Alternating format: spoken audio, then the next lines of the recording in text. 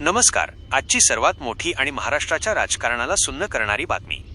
महाराष्ट्राचे उपमुख्यमंत्री आणि राष्ट्रवादी काँग्रेसचे दिग्गज नेते अजित पवार यांचा आज सकाळी एका भीषण विमान अपघातात मृत्यू झाला आहे. ही बातमी समोर येताच संपूर्ण राज्य हादरून गेलं आहे.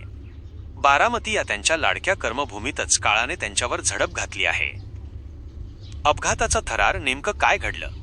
आज बुधवारी 28 जानेवारी 2026 रोजी सकाळी मुंबईहून अजित पवार यांनी आपल्या मोजक्या सहकाऱ्यांसह बारामतीकडे उड्डाण केलं होतं. ते जिल्हा परिषद आणि पंचायत समिती निवडणुकीच्या प्रचारासाठी बारामतीला निघाले होते. वेळ सकाळी 8:45 ते सकाळचे 9च्या सुमारास. स्थळ बारामती विमानतळ, पुणे जिल्हा. विमान VSR कंपनीचे चार्टर विमान लिअरजेट 45. मिळालेल्या माहितीनुसार बारामती धावपट्टीवर लँडिंग करत असताना तांत्रिक बिघाड किंवा खराब हवामानामुळे विमानाचे नियंत्रण सुटले.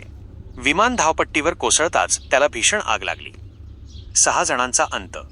DGCA कडून मिळालेल्या अधिकृत माहितीनुसार या विमानात अजित पवार यांच्यासह एकूण 6 जण होते. यामध्ये 1 उपमुख्यमंत्री अजित पवार, 2 त्यांचे सुरक्षा रक्षक PSO, 3 PA आणि इतर कर्मचारी, 4 विमानाचे 2 वैमानिक, पायलट अँड को पायलट. दुर्दैवाची गोष्ट म्हणजे या अपघातात कोणीही वाचलेलं नाही. अपघाताची तीव्रता इतकी होती की कोणालाही सावरण्याची संधी मिळाली नाही. घटनास्थळावर मदत आणि बचाव कार्य तातडीने सुरू करण्यात आले, पण विमानाचा ढिगारा आणि आग पाहून तिथे मदतीसाठी काहीच उरलं नव्हतं. महाराष्ट्राच्या राजकारणातील काळा दिवस. अजित पवारांच्या जाण्यानं महाराष्ट्राच्या राजकारणातील एक धगधगतं पर्व संपलं आहे.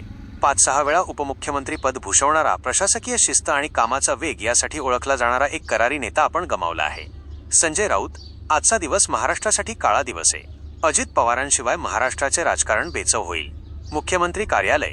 मुख्यमंत्री देवेंद्र फडणवीस यांनी आपले सर्व दौरे रद्द केले असून ते तातडीने बारामतीकडे रवाना झाले आहेत. निष्कर्ष आणि श्रद्धांजली. बारामतीमधील त्यांचे सर्व कार्यक्रम आता रद्द करण्यात आले असून संपूर्ण परिसरात कडकडीत बंद आणि शोककळा पसरली आहे. पवार कुटुंबीय, सुप्रिया सुळे, पार्थ पवार आणि सुनेत्रा पवार हे सर्वजण बारामतीकडे पोहोचत आहेत. हा केवळ एका नेत्याचा मृत्यू नाही, तर महाराष्ट्राच्या विकासातील एका महत्त्वाच्या दुव्याचा अंत आहे. मराठी भूमी चॅनलच्या वतीनं आम्ही अजित पवार आणि अपघातात मृत्युमुखी पडलेल्या सर्व कर्मचाऱ्यांना भावपूर्ण श्रद्धांजली अर्पण करतो.